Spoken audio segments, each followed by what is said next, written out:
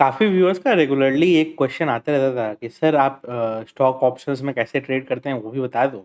क्योंकि क्या होता है कि हमारे इंडेक्सेस में मूवमेंट मिल रहा होता है, बट स्टॉक ऑप्शंस में ज़्यादा बेटर मूवमेंट मिल रहे होते हैं। एडिशनली स्टॉक्स के मूवमेंट में क्या है, थीटा डी के कम हो रहा होता है मंथली लेवल पे, क्योंकि वो मंथली एक्सपायरी होती है, वीकली एक्सपायरी होती है, तो हमें क्या है, सम पोजीशन संभालने का भी मौका मिलता है। तो प्लीज़ आप थोड़ा सा स्टॉक ऑप्शंस के बारे में बता दो। मैं सोचा एक बार डिटेल में एक वीडियो बना दूँ, सो दैट ये क्लैरिटी आ जाए कि स्टॉक ऑप्शंस ट्रेड करते समय क्या-क्या चीज़ें ध्यान रखनी चाहिए, कौन से स्टॉक ऑप्शंस फिजिकली सेटल में जाएँगे, जिसमें शेयर्स की डिलीवरी लेनी पड़ेगी या देनी पड़ेगी, वो सब कंसेप्ट मैं समझाने की कोशिश करूँगा। तो चलिए वीडियो को स्टार्ट करते हैं। पहली चीज़ स्टॉक ऑप्शंस, ठीक है? अब ऑप्शंस क्या होता है? सिंपल सा चीज़ है, कॉल और पुट वाला कहानी है, राइट? कॉल ये मान के चलता है कि बाज़ार ऊपर जा सकता है, पुट ये मान के चलता है कि बाज़ार नीचे जा सकता है। डिपेंडिंग कि आप क्या सोचते हो, उसके बेसिस पे आप कॉल या पुट में अपनी एंट्री लेते हो। बट ये चीज़ें यहीं तक लिमिटेड नहीं है, इनके ऊपर काफ़ी सारी स्ट्रैटेजीज भी बनाई हुई हैं।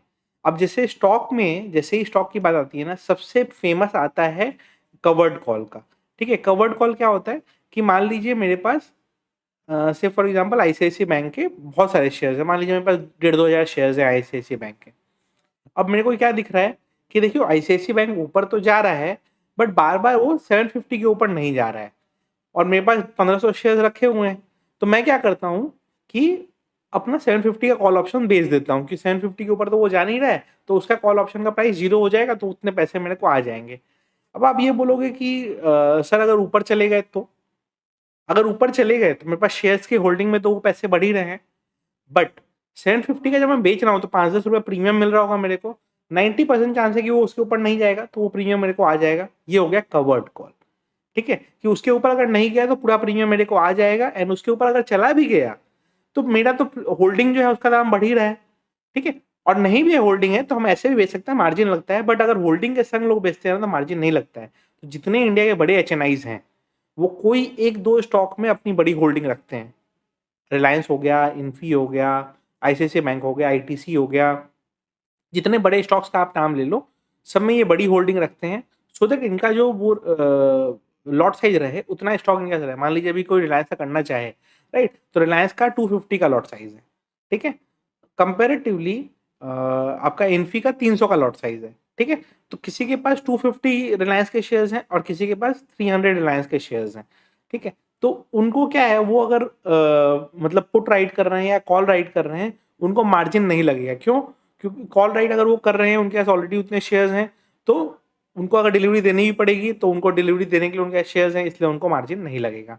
सिमिलरली जब पुट वो राइट करेंगे तो उस तरह से भी उनको मान लीजिए वो पुट राइट नहीं कर रहे हैं, पुट बाई करके चल रहे हैं, सॉरी पुट राइट करके चल रहे हैं, तो उनको क्या है, नीचे की तरफ अगर जाता है, ठीक है, तो उनको अगर और डिलीवरी लेनी है तो ठीक है, और डिलीवरी वो ले लेंगे, क्योंकि उनके पास ऑलरेडी होल्डिंग है। तो वो क्या करेंगे, कॉल पुट अगर दोनों राइट करके चलते हैं तो एक साइड का मार्जिन लग रहा है, एंड दूसरे साइड नीचे अगर चला गया तो डिलीवरी भी ले लेंगे, तो उससे भी बेनिफिट होता है। काफी लोग स्टॉक ऑप्शंस को ना इसी तरह से ट्रेड कर रहे हैं, एंड इस तरह से बहुत सारी स्ट्रेटेजी बना के लोग ट्रेडिंग कर रहे हैं। अब देखिए, पहले ये सब चीज़ों को ना डिटेल में समझने के लिए पहले आपको ना ऑप्शंस के बेसिक भी समझने ज़रूरी है। तो मैं अभी आपको एक ऑडियो बुक रिकमेंड करूँगा, ऑप्शन ट्रेडिंग गाइड। ये ऑडियो बुक काफ़ी अच्छी ऑडियो बुक है। कोई ऑप्शंस के बेसिक्स को अगर समझना चाहे तो ये डिटेल में आपको ऑप्शंस की बेसिक पूरा समझाते हैं। एडिशनली इस बुक को अगर आप कुकू एफएम पे सुनते हो तो इसके संग-संग और भी बहुत सारे ऐसे ऑडियो बुक्स को आप सुन सकोगे, क्योंकि ये अकेला ऑडियो बुक वहाँ नहीं है, ऐसे ऑडियो बुक्स वहाँ पे अवेलेबल हैं। कुकू एफएम एक leading audio book and book summary platform है, जहाँ इस तरह से हजारों audio books and book summary available है। एंड वहाँ पे मैंने काफ़ी सारे बुक्स जैसे psychology of money, option trading guide, फिर आपका बीटिंग द स्ट्रीट, एंड इस तरह से काफ़ी सारे बुक्स मैंने रिकमेंड करके रखे हैं। आप सबको वहाँ पे सुन पाओगे, तो डिस्क्रिप्शन में दिए गए लिंक से आप कुकू एफएम को डाउनलोड करिए एंड हमारा कोड यूज़ करिए LM50, तो फर्स्ट 250 यूजर्स को 50% ऑफ मिलेगा इनके एनुअल सब्सक्रिप्शन पे। 400 के बदले आपको 200 रुपये में एनुअल सब्सक्रिप्शन मिल जाएगा। तो आप चाहें तो ये चीज़ देख सकते हैं, डिस्क्रिप्शन में दिए गए लिंक से कूगू एफएम को आप डाउनलोड कर लीजिए। नाउ अब हम आते हैं कि ये स्टॉक ऑप्शंस मतलब किस तरह से होते हैं, किस तरह से हमको इनको कैलकुलेट करेंगे एंड क्या लॉजिक से ये चलते हैं। तो मैं आपको 2-3 शेयर्स के एग्जांपल से दिखाऊंगा, क्योंकि सब में स्ट्राइक प्राइसेस वगैरह अलग कंसेप्ट होता है, तो मैं आपको समझाने की कोशिश करूंगा।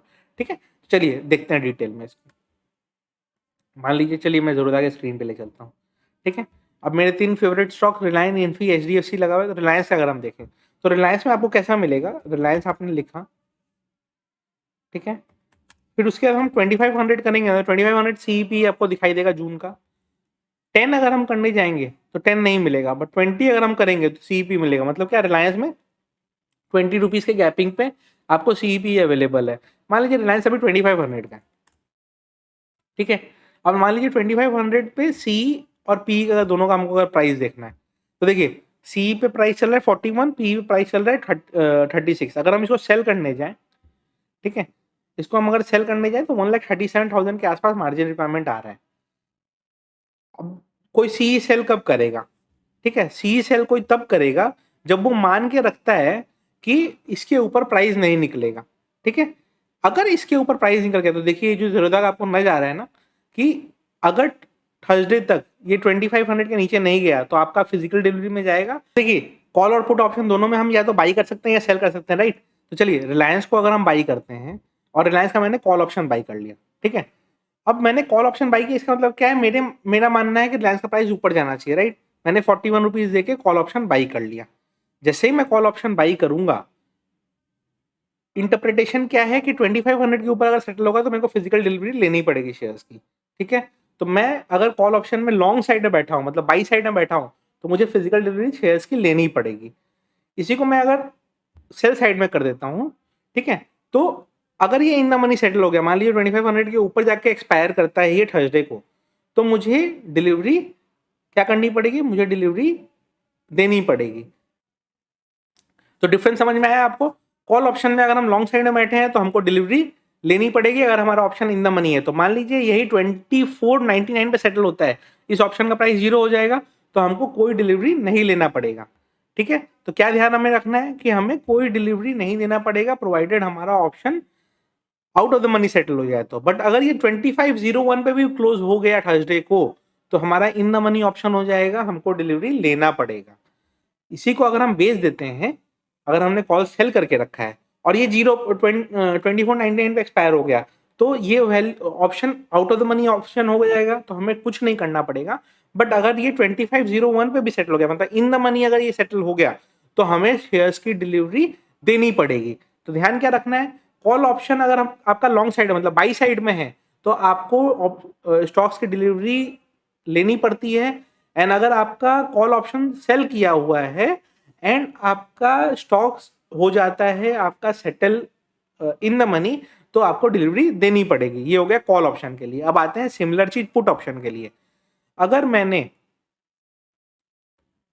पुट ऑप्शन 500 पीई का पुट ऑप्शन बाई करके रखा है, तो 2500 के ऊपर अगर ऑप्शन सेटल होता है, मतलब 2501 पे भी मार्केट सेटल हो जाता है, तो मुझे कुछ नहीं होगा, ये प्रीमियम 0 हो जाएगा। बट अगर मेरा 2500 के नीचे जाके सेटलमेंट आता है, मतलब 2499 भी आता है, तो मुझे इस स्टॉक ऑप्शन की डिलीवरी लेनी पड़ेगी। मतलब इतने शेयर्स मेरे को लेने पड़ेंगे सॉरी, मेरे को इतने शेयर्स की डिलीवरी देनी पड़ेगी। क्यों? क्योंकि मैंने पुट बाई कर रखा है। मैं मानता हूं कि प्राइस इसके नीचे नहीं जाना चाहिए, अगर चला गया तो मुझे इसकी डिलीवरी लेनी पड़ेगी। एडिशनली इसको हम रिवर्स करें अगर, तो लॉन्ग, अगर हमारा लॉन्ग पुट है यानी कि हमको डिलीवरी देनी पड़ेगी, क्योंकि हम मान के चल रहे थे कि प्राइस इसके नीचे नहीं गिरेगा, बट प्राइस इसके नीचे चला गया तो शेयर्स हमको देने पड़ेंगे। एंड अगर हम इसको बेच के चलते हैं और ये फिर इन द मनी सेटल हो गया, मतलब फिर 2499 पे ये क्लोज हो गया जाके, तो हमें क्या करना पड़ेगा, तब हमें इसकी डिलीवरी लेनी पड़ेगी।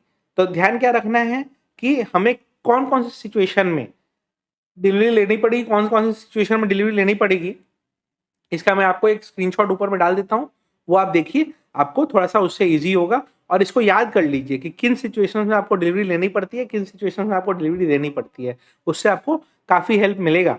एडिशनली मैं आपको जैसे दिखाऊं, तो अब जैसे ये हमने देखा, अब हमको अगर देखना है तो मान लीजिए मैं ICICI बैंक देखता हूँ 750, जैसा हमने सुबह में डिस्कस किया था, यहाँ 750 मिलेगा, 760 भी मिलेगा आपको। क्यों? क्योंकि ये 10,000 रुपीज़ के नीचे के वैल्यू के स्टॉक्स हैं, ठीक है। तो आपको 10-10 रुपये गैप में भी मिल जाएगा।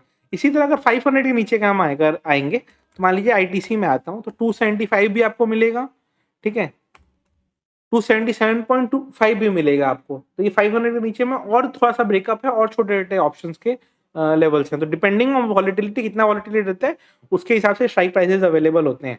तो इस तरीके से आप ये देखिए, एंड प्लस ये जो स्क्रीन पे आपका चल रहा है इसको आप पूरा एकदम याद कर लीजिए, सो दैट आपको क्लैरिटी रहेगा। तो ये वीडियो को अच्छे से सुन लीजिए सो दैट आपको हेल्प मिले